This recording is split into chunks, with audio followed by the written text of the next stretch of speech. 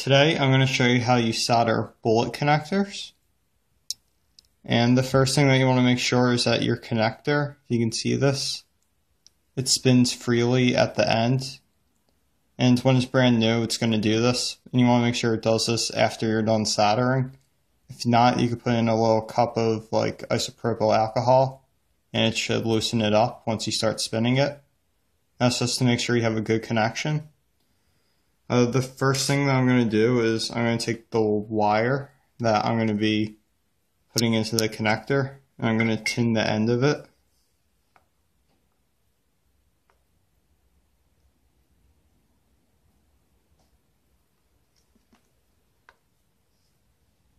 And this is what it should look like.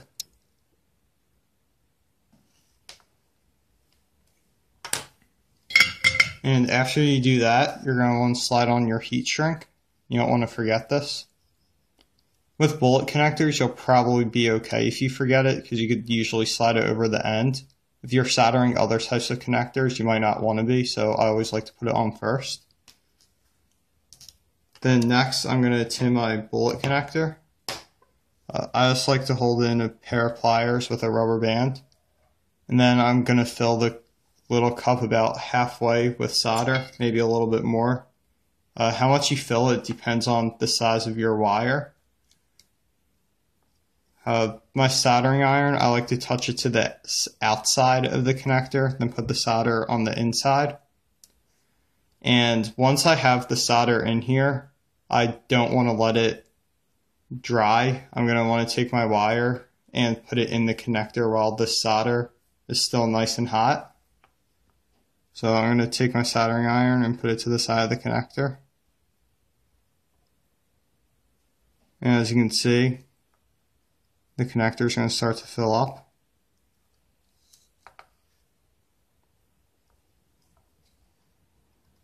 And you don't want too much solder, otherwise it could overflow. So now that that's full, I'm going to take my wire while still keeping my iron there, and I'm going to stick it in. Remove my iron. I'm going to hold it still until everything is nice and cool. And this is going to ensure that you have a good solder joint.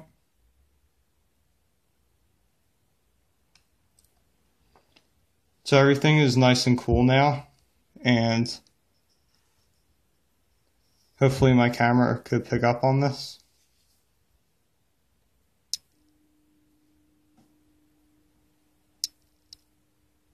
Alright, I can't quite focus, but the connector, it's almost filled to the top. The wire is in there nice and securely. Where I held my iron on the side, I have a little bit of solder right here. So you can either grind it off, or you might be able just to get it off with your soldering iron. Because this part up here is going to be covered with heat shrink if you're doing motor connectors. So in this instance, I'll be okay. But if you're doing something like EC3 or EC5 connectors, it probably won't slide into the plastic. So you're just going to want to grind it off and get it nice and flat. But basically, once you have your heat shrink on, you're going to either want to shrink it with a hot air gun, or I prefer just to use a flame real quickly.